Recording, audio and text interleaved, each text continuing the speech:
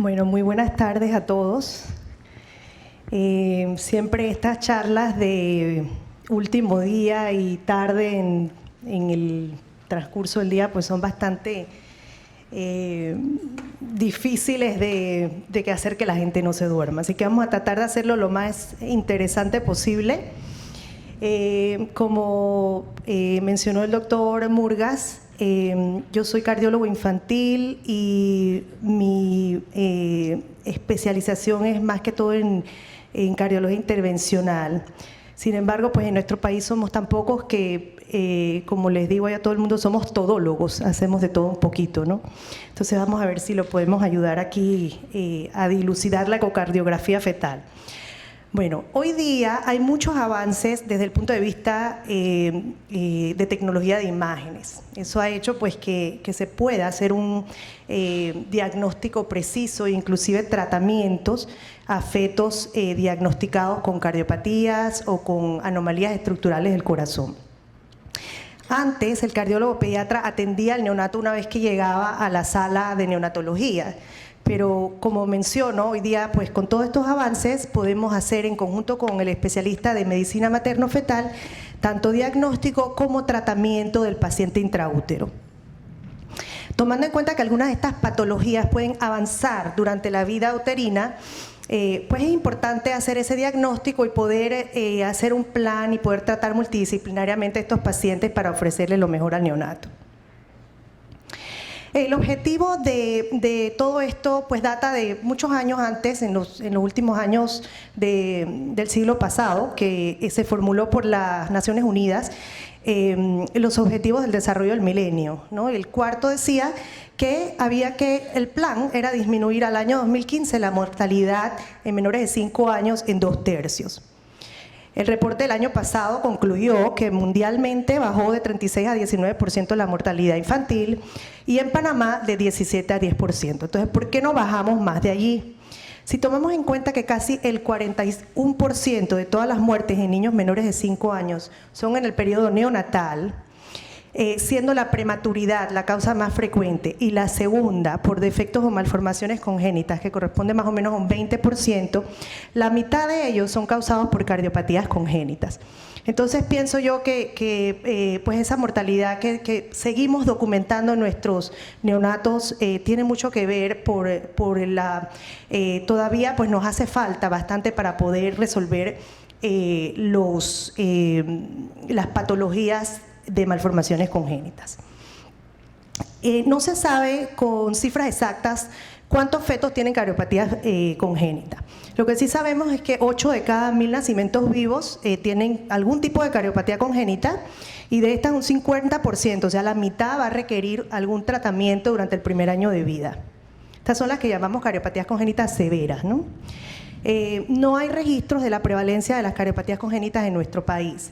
Sin embargo, si extrapolamos que en nuestro país nacen más o menos 60.000 niños al año, eso nos da un total de más o menos 400 niños con algún tipo de cardiopatía congénita anualmente.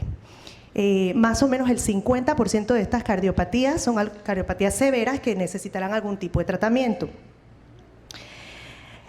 Recientemente, gracias al Instituto Conmemorativo Gorgas y al CENACIT, salió este documento que se llama La situación actual de las cardiopatías congénitas en Panamá, que hace un análisis de las cardiopatías congénitas en nuestro país desde el año 2009 hasta el año 2014.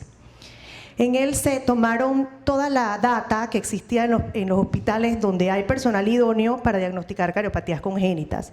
Por ejemplo, el Hospital del Niño, el Hospital de Especialidades Pediátricas de la Caja del Seguro Social, el Hospital José Domingo de Ovaldía y el Centro de Salud de Bocas del Toro.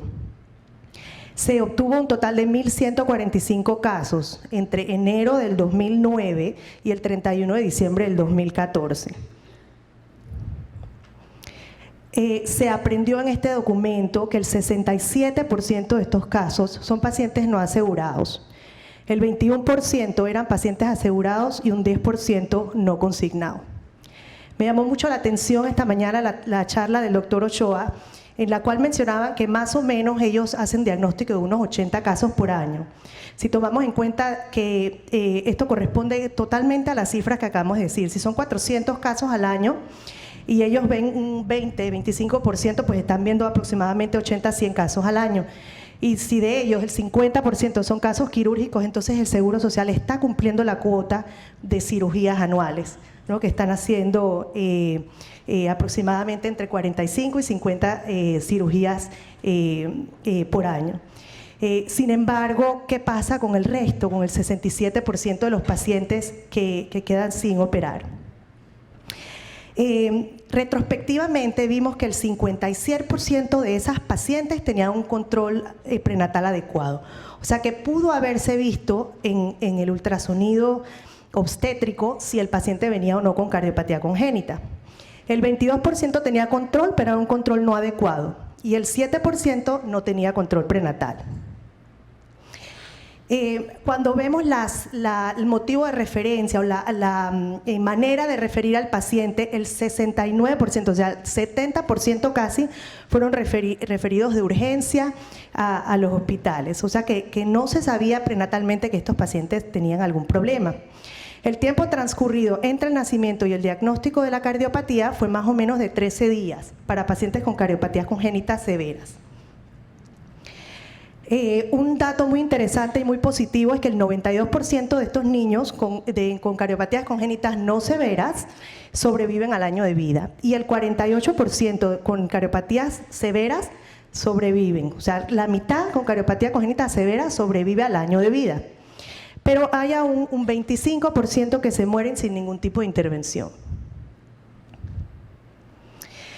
Entonces, ¿cuáles deben ser nuestros objetivos? Nuestros objetivos o el raciocinio detrás del tamiz obstétrico es proveer a las familias de una oportunidad para tener un diagnóstico y un pronóstico antes del nacimiento.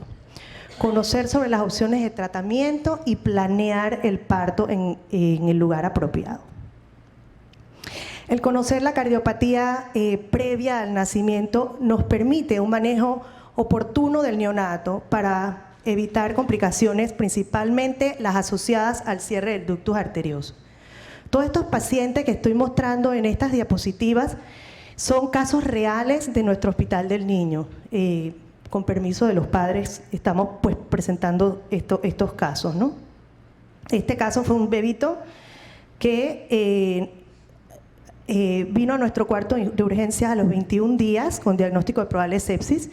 Tenía una coartación aórtica, pero al llegar tenía un pH de 6.9 y un lactato mayor de 15. Obviamente, al cerrarse el ductus arterioso, no había flujo sistémico y el paciente llegó en muy mal estado y falleció.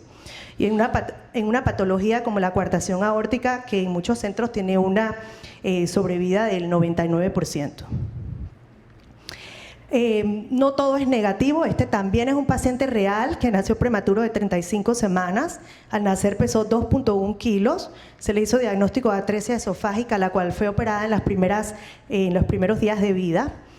También tenía una ventana aortopulmonar y una comunicación interauricular que fue operada. Esta es una foto de él a los 7 meses, es un neurodesarrollo bastante bien para la edad actual, corregida. Entonces, realizando el tamiz para las cardiopatías congénitas. La edad óptima para el tamizaje para las cardiopatías estructurales entre las 18 y 22 semanas de gestación. Después de la semana 30 suele ser difícil obtener buenas imágenes. Es importante que el screening obstétrico debe realizarse en todos los fetos, independientemente de que tengan o no factores de riesgo. El screening obstétrico mejora a medida que se añaden las diferentes vistas. Por ejemplo, se han visto estudios en el cual el solo tener las 4 cámaras pues nos da al menos el 50% de las cardiopatías congénitas severas. Si se añade a eso las vistas de los tractos de salida y las vistas de 3 vasos, aumenta la sensitividad hasta un 90%. Estas son las vistas. A ver si tengo el apuntador. Estas son las vistas del screening obstétrico. No, el 4 cámaras que lo obtenemos. ¿Se ve? No se puede señalar bien. Ok. ¿Se ve el puntito verde? No. Allí. Ok.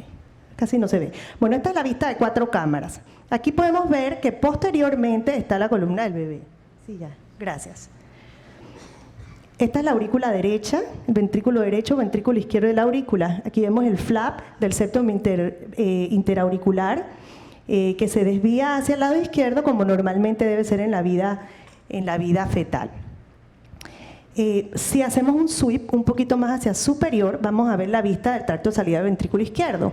Aurícula izquierda, estas aquí son las venitas pulmonares, ventrículo izquierdo, tracto de salida del ventrículo izquierdo, válvula aórtica y ventrículo derecho. Un poquito más arriba, haciendo el sweep hacia más arriba, vemos el ventrículo derecho, la salida o el tracto de salida del ventrículo derecho y la ramificación en rama derecha y rama izquierda de la arteria pulmonar. Y más arriba la vista de los 3 vasos, en la cual vemos la vena cava superior, la aorta y la arteria pulmonar. En días pasados sé que hubo un taller de ecocardiografía fetal avanzada. Lastimosamente no pude asistir, pero como le decía yo al doctor Murgas, realmente yo soy de muy poca ayuda porque nosotros, los cardiólogos infantiles, utilizamos la pantalla como referencia. O sea, para nosotros el lado izquierdo es este. Y como se dan cuenta, aquí este es el lado derecho de la referencia. Entonces es al revés. Así que un poquito confuso para pues, de la parte obstétrica. Nosotros nos guiamos más que todo por la pantalla, ¿no? Bien, ¿cuáles son las indicaciones para un ecocardiograma fetal formal? El primer motivo de referencia siempre es que el paciente, que el feto no pasa el screening obstétrico, ya sea un 4 cámaras anormal o sospecha de cardiopatía congénita o alguna arritmia. Sin embargo, hay otros factores, como por ejemplo los factores maternos, que ameritan que el paciente tenga una ecocardiografía fetal formal. Por ejemplo, si la paciente tiene una diabetes preestacional, o sea, diabetes tipo 1, tiene 5 veces mayor riesgo de tener un feto con cardiopatía congénita. Por ejemplo, para las heterotaxias el riesgo relativo sube hasta 6.22%. Para el tronco arterioso común 4.72% y para la detransposición de grandes vasos 2.85%. En la diabetes estacional el riesgo de cardiopatía congénita realmente es igual que la población en general. El único riesgo que vemos con las pacientes con diabetes estacional es directamente proporcional al control glicémico, o sea que si la hemoglobina glicosilada está por encima del 6%, el paciente tiene riesgo de desarrollar una hipertrofia ventricular. Si la paciente tiene anticuerpos anti-SCA o SCB positivos, independientemente de que tenga o no síntomas de lupus eritematoso o enfermedad de Sjögren, hay una asociación, este feto tiene un riesgo de un 1%, un 1 a 5% de desarrollar bloqueo AB completo. Si la madre tiene historia de haber tenido un hijo previo con bloqueo AB completo, el riesgo aumenta. Principalmente si aunado a eso tiene también hipotiroidismo. La fenilcetonuria. Realmente, pues yo creo que no sabemos con exactitud cuántas de nuestras pacientes que tienen retardo mental tienen o no fenilcetonuria. Madres que tienen epilepsia, que utilizan medicamentos teratógenos, como por ejemplo los anticonvulsivantes del tipo fenitoína, carbamazepina, litio, inhibidores de la ECA, ácido retinoico y antidepresivos como la paroxetina. Los antiinflamatorios no esteroideos de todo tipo asociados a cierre prematuro del ductus arterioso y falla cardíaca derecha en el feto. Inclusive los AINES de nueva generación, como por ejemplo arcoxia. Hemos visto casos de pacientes que por X o Y motivo reciben arcoxia con documentado cierre prematuro de ductus arterioso en el feto. Infecciones maternas como rubiola, pacientes en las cuales hay una miocarditis en el feto, se puede sospechar virus como el parvovirus, el Coxsackie, adenovirus y citomegalovirus. Muy prevalente en los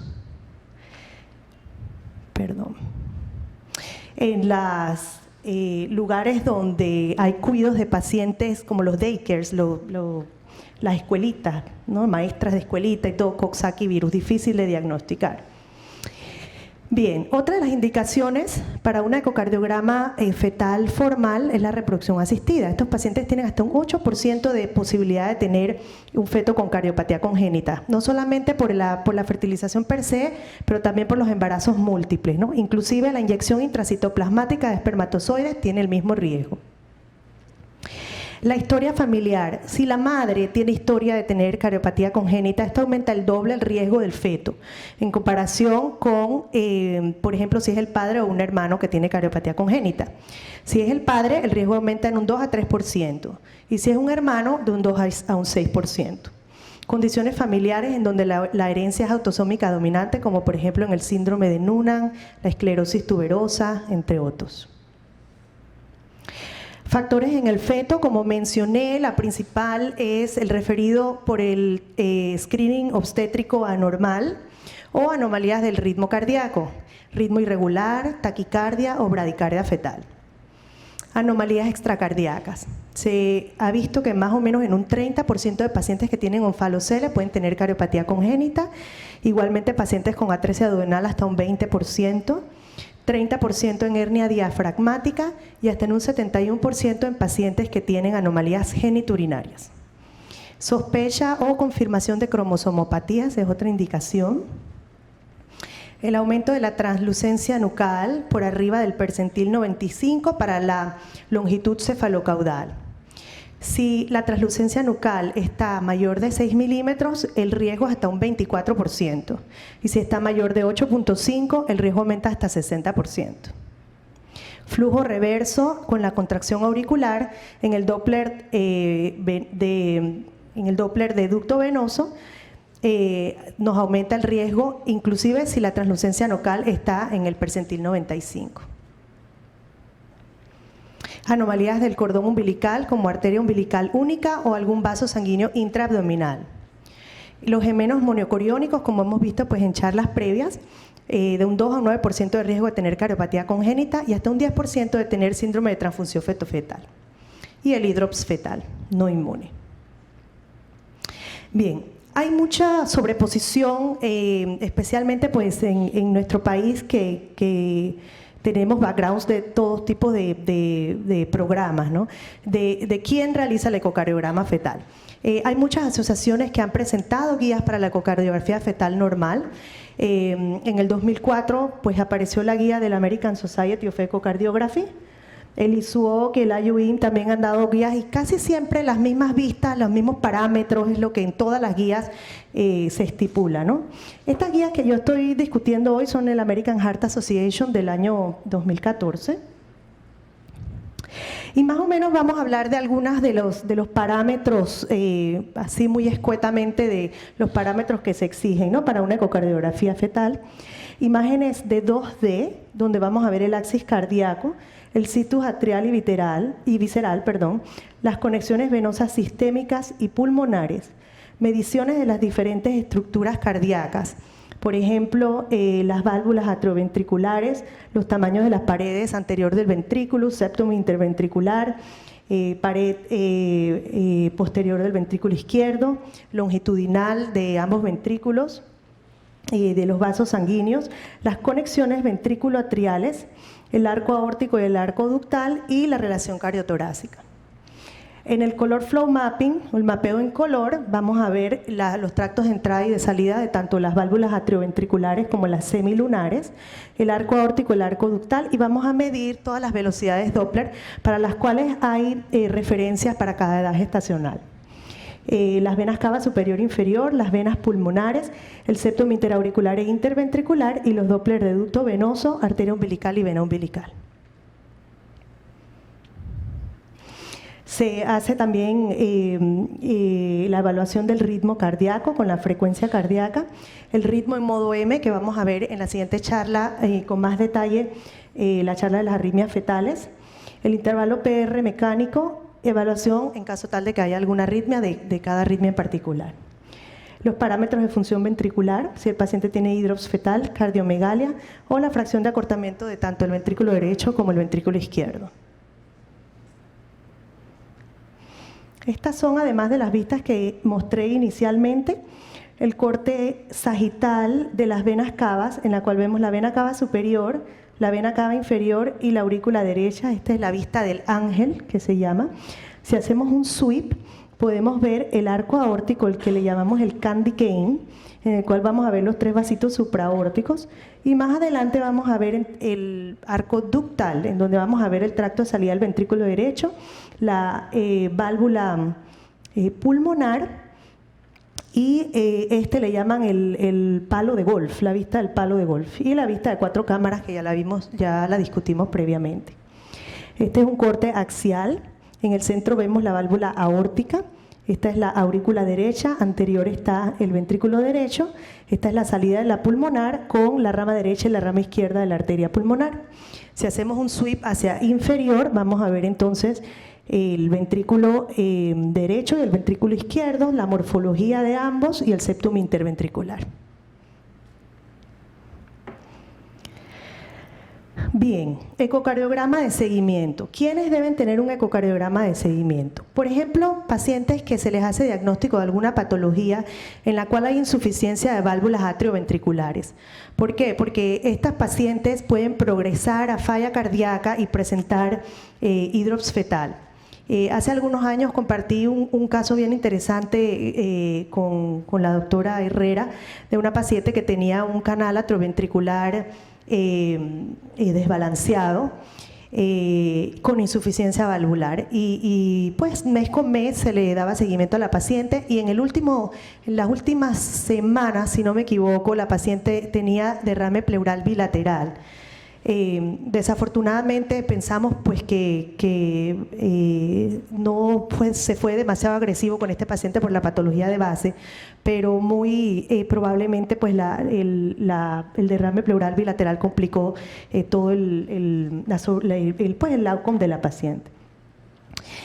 Otra de las patologías que se ha visto que progresan durante la vida uterina es la obstrucción de las válvulas semilunares, como por ejemplo la estenosis aórtica, ¿no? La estenosis aórtica, y esa es la base de pues, las terapéuticas que se están haciendo hoy día en países que tienen acceso a hacer terapia intrauterina. Se está haciendo angioplastía con balón en la válvula aórtica para pacientes para evitar el síndrome de corazón izquierdo hipoplásico, porque al tener la obstrucción estos pacientes desarrollan fibrolascotosis endocárdica y eventualmente terminan en síndrome de corazón izquierdo hipoplásico, casualmente por la hipoplasia de la estructura y la disminución del flujo sanguíneo, ¿no? Los tumores, especialmente tumores cardíacos que resemblan rhabdomiomas, que sabemos que se asocia con esclerosis tuberosa. Estos tumores pueden llegar a no solamente pues, tener 1 o 2 o 3, pueden ser muchos, pueden estar obstruyendo cavidades como la entrada de los ventrículos o mucho más severa en la salida del ventrículo izquierdo. Ellos también pueden producir arritmia, especialmente taquicardias ventriculares, ¿no? Por lo cual hay que darle seguimiento a estos pacientes. Por ejemplo, los pacientes con transfusión fosfetal, la cardiomegalia secundaria a la falla de alto gasto por anemia. Importante si se hace, por ejemplo, un diagnóstico en un paciente de corazón izquierdo hipoplásico o una transposición de grandes arterias, es importante ver el estatus del foramen oval antes de que el paciente nazca. Esto nos va a dar una idea si ese paciente va a necesitar o no una atroseptostomía, de urgencia, y estar preparados para recibir ese bebé en el momento que nace. Obviamente el septum interauricular, al estar los vasos invertidos, es lo que nos va a permitir que la sangre oxigenada que viene de las venas pulmonares cruce al lado de donde está saliendo el lado derecho, que es de donde está saliendo la aorta. Así que es importante saber prenatalmente si ese paciente tiene o no un septum restrictivo. En los casos de miocardiopatías o miocarditis es importante saber el desenlace de estos pacientes, igualmente las arritmias fetales que pueden per se ser la causa de las dilataciones cardíacas y el cierre prematuro del ductus arterioso, como ya mencioné, por medicamentos antiinflamatorios no esteroideos. Otro de los propósitos principales del referido al cardiólogo infantil es ampliarle el panorama a la familia sobre los pronósticos de las cardiopatías encontradas. Yo creo que ver el feto en blanco y negro y ver todas las malformaciones, doble tracto de salida del ventrículo derecho con casi interrupción del arco aórtico es diferente a verlos de esta manera, ¿no? En la escuela. Este niño va al Colegio República de Haití, que es un colegio público en nuestro país. El pronóstico depende mucho de la complejidad, de la cardiopatía, de las opciones de tratamiento, que puede ser el tratamiento médico, ya sea percutáneo o tratamiento quirúrgico. Este chico tenía un tracto de salida del ventrículo derecho. Todos ellos son casos reales de pacientes de nuestro patio. Un doble tracto de salida del ventrículo derecho con vasos lado a lado, o sea, un corazón en Taussig-Bing. Este pacientito nació con una estenosis valvular pulmonar crítica, la cual se le hizo la valvuloplastia pulmonar al 5º día de vida. El pronóstico dependerá también de los síndromes asociados. Por ejemplo, sabemos que en el síndrome de Turner, que se asocia a coartación de la aorta, estas niñas tienen inteligencia normal. La trisomía 21, que pueden tener hasta un 50% algún tipo de cardiopatía congénita, siendo la más común el canal AB. El síndrome de Noonan, que se asocia mucho a estenosis supravalvular pulmonar, y el síndrome de Williams, que se asocia a estenosis aórtica supravalvular. El pronóstico depende también de la asociación con malformaciones extracardíacas. Por ejemplo, los más graves siendo los síndromes de heterotaxia, en que no solo el corazón, sino otras vísceras del cuerpo están mal posicionadas, ¿no? El desarrollo asimétrico. Y a pesar de que estos niños tienen vasos no funcionales y pueden pues, tener infecciones severas, su neurodesarrollo es normal y no se asocia a cromosomopatías. Otra de los datos pronósticos tiene que ver mucho con la evidencia de que algunas técnicas quirúrgicas, como por ejemplo los estudios que se han hecho para pacientes con síndrome del corazón izquierdo hipoplásico, pues nos dicen que puede haber repercusiones severas en lo que son habilidades motoras y principalmente habilidades cognitivas. Otros procedimientos quirúrgicos pueden también tener riesgo de asociarse a complicaciones neurológicas, como por ejemplo los accidentes cerebrovasculares en la cirugía de Fontán. Las opciones de manejo. Las opciones de manejo pueden incluir la probabilidad de una terminación del embarazo y la reorganización del cuidado perinatal.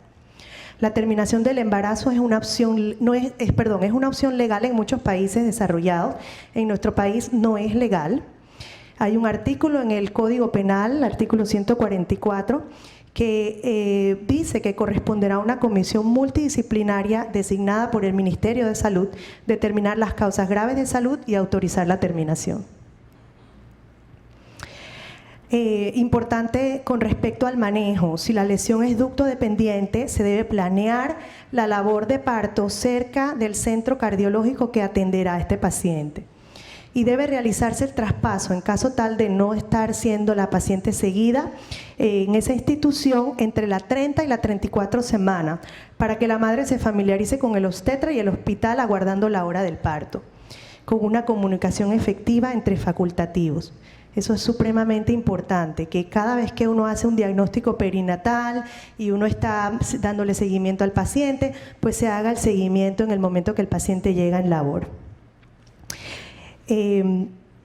Es muy raro que se indique un parto prematuro por una lesión cardíaca. Idealmente, la labor debe ser inducida cerca del término para asegurarse de que ocurra en un día de semana y en horas del día, por si es necesaria una cirugía de urgencia. Nunca está indicada la cesárea por motivos que no sean meramente obstétricos.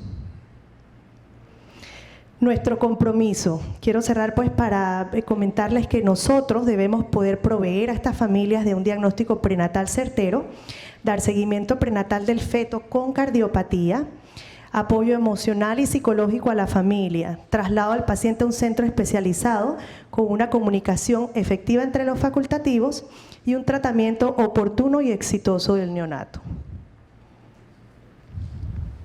Muchas gracias.